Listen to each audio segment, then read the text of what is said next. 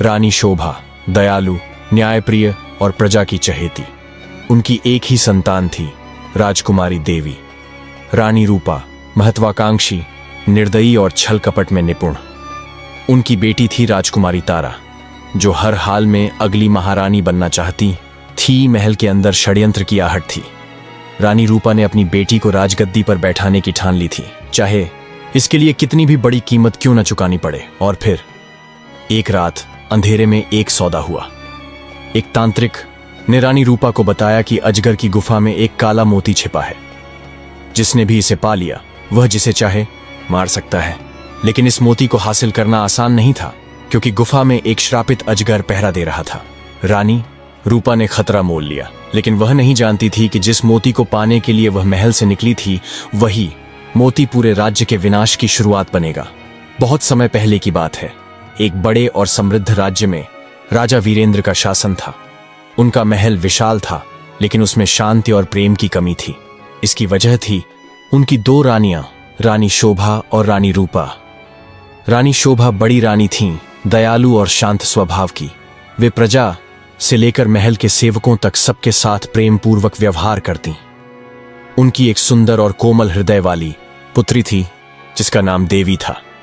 देवी में अपनी मां के सभी गुण थे, विनम्रता, सहनशीलता और करुणा। रानी रूपा, जो छोटी रानी थीं, इसके बिल्कुल विपरीत थीं। वह महत्वाकांक्षी, कठोर और स्वार्थी महिला थीं, जिनका एक ही लक्ष्य था, सत्ता। उनकी भी एक बेटी थी, जिसका नाम तारा था।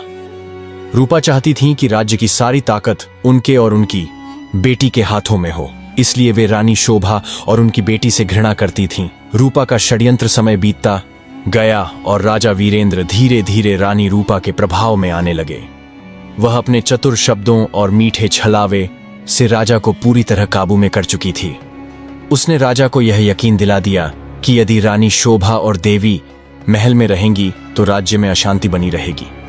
एक रात जब राजा अपने कक्ष में बैठे थे, रूपा उनके पास आई और धीरे से बोली, महाराज, क्या आपने कभी सोचा है कि आपकी सत्ता को असली खतरा कहां से है? राजा चौंके। क्या मतलब? रानी शोभा और देवी? रूपा ने मुस्कुराकर कहा, सोचिए, यदि देवी बड़ी हो गई और उसका विवाह किसी शक्तिशाली राज्य में हो गया तो उसकी संतान यहां की उत्तराधिकारी बन जाएगी। और तब राजा वीरेंद्र सोच में पड़ गए। आपको अभी से फैसला लेना होगा, रूपा ने धीरे से कहा। या तो आप राज्य को सुरक्षित करें या फिर अपनी मूर्खता से इसे खतरे में डालें। रूपा के मीठे झरने राजा को अंदर तक खोखला कर दिया। अगले ही दिन उन्होंने आदेश दिया कि रानी शोभा और देवी को महल से निकाल दिया जाए। राजमहल से निर्वासन रानी शोभा और देवी को महल छोड़कर राजमहल के बाहर बने एक छोटे से खंडहर नुमा घर में रहना पड़ा। यह उनके लिए बहुत बड़ा अपमान था, लेकिन उन्होंने इसे अपना भाग्य मानकर स्वीकार कर लिया। लेकिन रानी रूपा को इससे भी संतोष नहीं हुआ। वह चाहती थी कि देवी को और अधिक अपमान सहना पड़े। अब यह लड़की आराम से नहीं जी पाएगी, रूपा ने मन ही मन सोचा और एक नई योजना बनाई। अगली सुबह रूपा ने अपने एक सेवक को भेजा और आदेश दिया, जाओ और देवी से कहो कि वह महल की सभी गायों को जंगल में चराने के लिए ले जाए। यह उसका नया काम होगा। सेवक दौड़कर देवी के पास गया और उसने संदेश दे दिया। देवी को सुनकर धक्का लगा। राजकुमारी होकर मैं गायें चराने जाऊं? लेकिन वह जानती थी कि यदि उसने मना किया तो रूपा और भी ज्यादा क्रूरता करेगी। रानी शोभा ने देवी को समझाया, बेटी, कभी कभी हमारी परिस्थितियां हमें कठिन फैसले लेने पर मजबूर कर देती हैं। अगर हमें यह अपमान सहकर जीना भी पड़े तो भी हमें ईश्वर पर विश्वास रखना होगा। देवी ने मां की बात मान ली। अगले ही दिन वह जंगल में गायें चराने चली गई। जंगल में अजीबोगरीब आवाज़ हर सुबह देवी गायों को जंगल में ले जाती और शाम को उन्हें वापस महल के पास छोड़ देती। लेकिन एक शाम जब वह घर लौट रही थी, अचानक उसे अपने पीछे किसी की आवाज सुनाई दी, देवी, देवी, क्या तुम मुझसे विवाह करोगी? देवी का दिल जोर जोर से धड़कने लगा। उसने चारों ओर देखा, लेकिन वहां कोई नहीं था। डर से कांपते हुए वह जल्दी जल्दी गायों को हाँक कर घर लौट आई।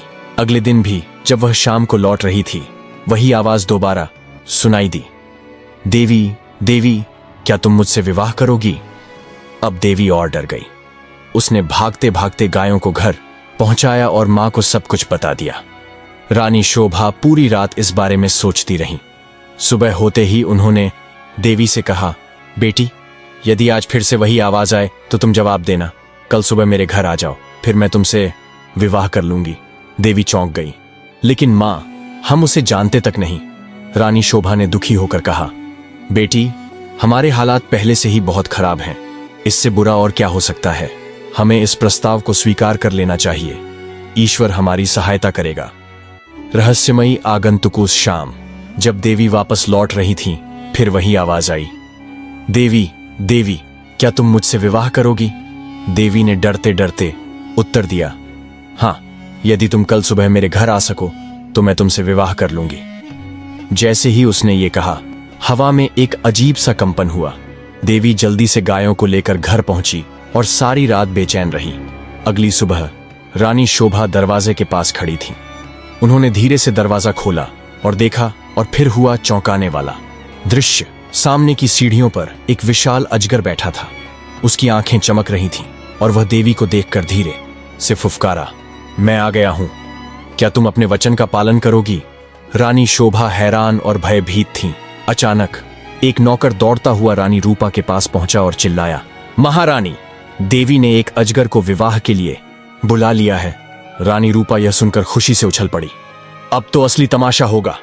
वह हंसते हुए अपने सभी नौकरों के साथ वहां पहुंची और गर्व से बोली, यदि देवी ने किसी से विवाह का वादा किया है तो उसे अपना वादा निभाना चाहिए। रानी शोभा और देवी घबरा गईं, लेकिन उन्हें कोई रास्ता नजर नहीं आया। आज ही विवाह होगा। रानी रूपा के आदेश पर देवी और अजगर का विवाह करवा दिया गया। रात होते ही अजगर देवी के कमरे में चला गया। अब क्या होगा? क्या यह अजगर कोई श्रापित राजकुमार था या देवी किसी भयावह जाल में फंस गई थी? रानी रूपा की इस चाल का क्या परिणाम होगा? रात का अंधकार धीरे धीरे घना होता जा रहा था। महल के खंडहर नुमा कक्ष में देवी घबराई हुई बैठी थी। उसकी आंखों में भय था, लेकिन साथ ही एक अनकही जिज्ञासा भी। क्या सच में अजगर उससे विवाह करने आया था? अजगर का रहस्य जब घड़ी ने आधी रात का संकेत दिया तो देवी के कमरे में अचानक एक अजीब हलचल हुई। हवा में एक अजीब सी सरसराहट गूंजने लगी और दरवाजे के पास रखा दीपक मंद पड़ने लगा। फुफ फुफ, देवी, मैं आ गया हूं। देवी के पैरों तले जमीन खिसक गई। दरवाजे से एक विशाल अजगर अंदर घुस आया। उसकी आंखें लाल चमक रही थीं और शरीर काले सुनहरे रंग का था। लेकिन तभी कुछ ऐसा हुआ जो देवी ने सपने में भी नहीं सोचा था। अजगर ने धीरे धीरे अपनी चमड़ी बदलनी शुरू की। वहां अब अजगर नहीं था, बल्कि एक लंबा, बलशाली और राजसी दिखने वाला युवक खड़ा था। उसने मुस्कुराते हुए कहा, देवी, मैं कोई साधारण अजगर नहीं। मैं राजा बलराम का पुत्र राजकुमार अनिरुद्ध हूं। शापित राजकुमार की कहानी। देवी के मन में हजारों सवाल उमड़ रहे थे। उसने कांपते स्वर में पूछा, तुम अजगर क्यों बने? अनिरुद्ध की आंखों में दर्द झलक आया। उसने कहा, यह एक लंबी कहानी है। मेरे पिता राजा बलराम ने मेरे जन्म के समय एक बहुत बड़ी गलती की थी। उन्होंने एक महान तांत्रिक से बदसलूकी कर दी थी और उस तांत्रिक ने श्राप दिया कि राजा का पुत्र अजगर बन जाएगा। क्या इस श्राप से मुक्ति का कोई उपाय नहीं? देवी ने उत्सुकता से पूछा। अनिरुद्ध ने गहरी सांस ली और कहा, है, लेकिन बहुत कठिन है। श्राप तब टूटेगा जब कोई स्त्री जिसे मेरे प्रति प्रेम हो बिना डरे मुझे अपना पति मानेगी और 7 दिनों तक मेरी सेवा करेगी, बिना यह राज खोले कि मैं इंसान में बदल सकता हूं। लेकिन यदि किसी ने यह बात जान ली तो मैं हमेशा के लिए अजगर रह जाऊंगा। देवी यह सुनकर चौंक गई। रानी रूपा का नया षड्यंत्र। दूसरी ओर रानी रूपा को चैन नहीं था। वह जानती थी कि देवी इतनी आसानी से हार मानने वाली नहीं है। उसे यह शादी भी किसी षड्यंत्र की तरह लग रही थी। कुछ तो गड़बड़ है, उसने मन ही मन सोचा। रानी रूपा ने एक नौकरानी को आदेश दिया, देवी के कमरे के बाहर निगरानी रखो। देखो वह क्या कर रही है। खतरे में देवी और अनिरुद्ध का राज। अगली सुबह देवी ने अनिरुद्ध से वादा किया कि वह 7 दिनों तक इस रहस्य को किसी से साझा नहीं करेगी। पहले दिन देवी ने अनिरुद्ध के लिए भोजन बनाया और उसकी सेवा की। दूसरे दिन उसने अजगर रूपी अनिरुद्ध को मंदिर तक ले जाने की हिम्मत की ताकि वह देवी देवताओं से आशीर्वाद ले सके। तीसरे दिन जब वह भोजन लेकर जा रही थी, अचानक रानी रूपा वहां आ धमकी, देवी, क्या तुम सच में एक अजगर के साथ अपना जीवन बर्बाद करने जा रही हो? उसने उपहास किया। देवी ने बिना कोई उत्तर दिए अपना काम जारी रखा। रानी रूपा का भयानक कदम। अब रानी रूपा को यकीन हो गया कि कुछ ना कुछ गड़बड़ जरूर है। मैं इसका सच निकाल कर रहूंगी, उसने निश्चय किया। उसने अपनी एक दासी को देवी के कमरे में जासूसी के लिए भेज दिया। रात के समय जब अनिरुद्ध फिर से इंसान में बदल रहा था, दासी ने यह सब देख लिया और चुपके से रानी रूपा को खबर दे दी। 7वां दिन और विनाशकारी रहस्योद्घाटन अब रानी रूपा के हाथ में सबसे बड़ा हथियार था। 7वें दिन जब देवी और अनिरुद्ध साथ बैठे थे, तभी अचानक दरवाजा खुला और रानी रूपा वहां आ धमकी। तो यह है तुम्हारा सच देवी। देवी घबरा गई। यह अजगर नहीं बल्कि एक इंसान है। मैंने इसे अपनी आंखों से देखा है। यह सुनते ही अनिरुद्ध के चेहरे पर हवाइयां उड़ गईं। नहीं देवी, यह नहीं होना चाहिए था। जैसे ही रानी रूपा ने यह रहस्य उजागर किया, अनिरुद्ध ने अचानक दर्द से चीखना शुरू कर दिया। उसका शरीर फिर से बदलने लगा, लेकिन इस बार उसका रूप और भी डरावना हो गया। अब क्या होगा? क्या अनिरुद्ध हमेशा के लिए अजगर बन जाएगा? देवी अब क्या करेगी? क्या कोई और उपाय बचा है? अनिरुद्ध का शरीर दर्द से कांप रहा था। उसकी आंखों में पीड़ा थी और पूरा महल उसकी चीखों से गूंज उठा। देवी घबराई हुई उसकी तरफ बढ़ी, लेकिन तभी उसके चारों ओर एक रहस्यमयी शक्ति फैल गई। रानी रूपा और वहां मौजूद सभी लोग हैरान होकर देखते रहे कि अनिरुद्ध का शरीर धीरे धीरे एक भयानक अजगर में बदल रहा था। इस बार पहले से भी विशाल और डरावना। शाप का अंतिम प्रहार जैसे ही परिवर्तन पूरा हुआ, अनिरुद्ध की आंखें जल उठीं। वह अब पहले जैसा नहीं रहा था। अब वह सिर्फ एक जानवर था, एक विशालकाय अजगर जिसमें कोई मानवीय भावना नहीं थी। नहीं, यह नहीं हो सकता, देवी चीख उठी। लेकिन अनिरुद्ध ने अब उसे भी पहचानने से इनकार कर दिया। उसकी लाल चमकती आंखें शून्य में ताक रही थीं। यह सब तुम्हारी वजह से हुआ रानी रूपा, देवी ने गुस्से से कहा। मैंने कुछ गलत नहीं किया, मैंने सिर्फ सच सामने लाया है, रानी रूपा ने ठंडी हंसी हंसते हुए कहा। लेकिन देवी जानती थी कि अब केवल वही अनिरुद्ध को बचा सकती थी। देवी दौड़ती हुई महल के पुराने पुस्तकालय में गई, जहां उसे राजमहल के रहस्यों की किताबें मिल सकती थीं। वहां उसे एक पुरानी ग्रंथ मिली जिसमें लिखा था, यदि कोई स्त्री अपने प्राणों की आहुति देने को तैयार हो तो प्रेम के बल पर श्रापित आत्मा को पुनः मनुष्य बनाया जा सकता है, लेकिन यदि वह सफल नहीं हुई तो स्वयं मृत्यु को प्राप्त होगी। देवी ने बिना समय गंवाए यह अग्नि परीक्षा देने का निश्चय कर लिया। देवी और विशाल अजगर का सामना महल के प्रांगण में अब हर कोई डर से पीछे हट चुका था। लोग उस विशाल अजगर से दूर भाग रहे थे, लेकिन देवी अकेले ही उसके पास गई। अनिरुद्ध, मुझे पहचानो, उसने पुकारा। लेकिन विशाल अजगर की आंखों में अब पहचान की कोई झलक नहीं थी। वह तेजी से देवी की ओर बढ़ा, मानो उसे अपना शिकार बना लेना चाहता हो। देवी ने अपनी आंखें बंद की और एक मंत्र पढ़ना शुरू किया। प्रेम से बड़ा कोई बल नहीं, सच्चे हृदय से दिया गया त्याग अजेय होता है। आग का घेरा और अंतिम परीक्षा। जैसे ही देवी ने मंत्र पूरा किया, उसके चारों ओर आग का एक घेरा बन गया। यह अग्नि परीक्षा का अंतिम चरण था। देवी ने बिना डरे उस जलती हुई आग में कदम रखा और अपने प्राणों की आहुति देने को तैयार हो गई। और तभी कुछ अजीब हुआ। शाप का टूटना और रानी रूपा का अंत। अनिरुद्ध, जो अब तक पूरी तरह से एक विशालकाय अजगर बन चुका था, अचानक जोरों से गरजने लगा।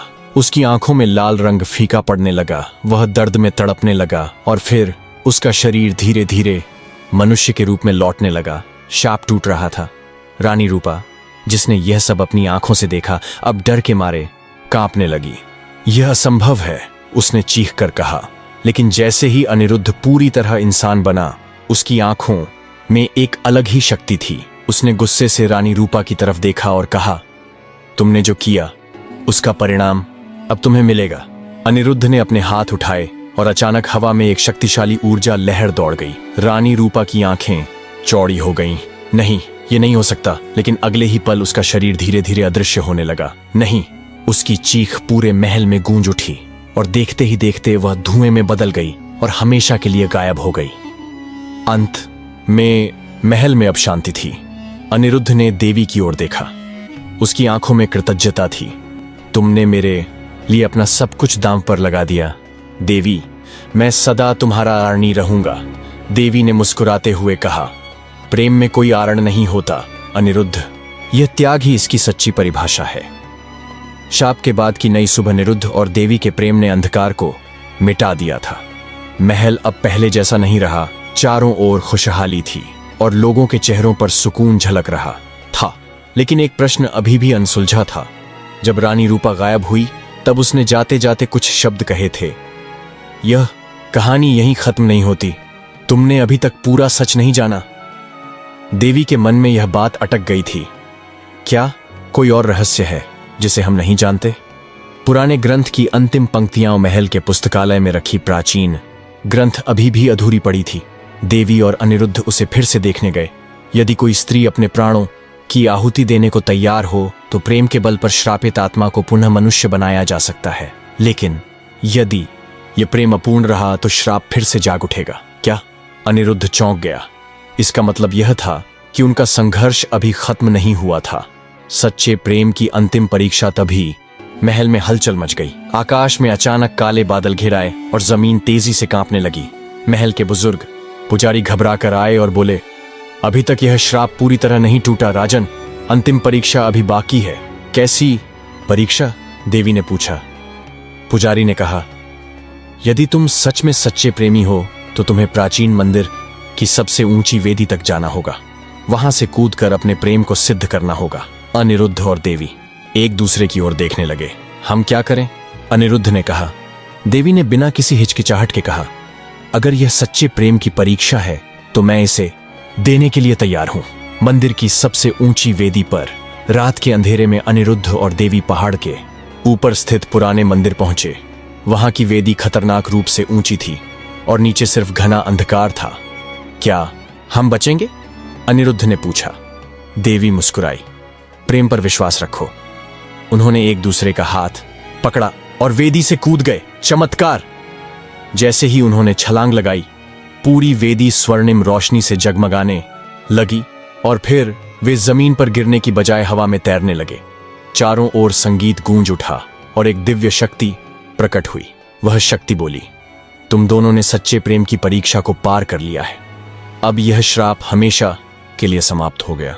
और उसी क्षण देवी और अनिरुद्ध धीरे धीरे नीचे उतरने लगे। अब उनका प्रेम अमर हो चुका था। अंतिम सत्य जब वे वापस महल लौटे तो वहां के लोगों ने उनका भव्य स्वागत किया। महल का हर कोना अब उजाले से भर चुका था। लेकिन तभी पुस्तकालय की अंतिम पंक्ति अचानक खुद ब खुद खुल गई। उसमें लिखा था, सच्चे प्रेम की शक्ति संसार की सबसे बड़ी शक्ति है। जो इसे पा लेता है उसे कोई श्राप छू भी नहीं सकता। अनिरुद्ध और देवी ने एक दूसरे की ओर देखा। अब उनकी प्रेम कहानी इतिहास में अमर हो गई।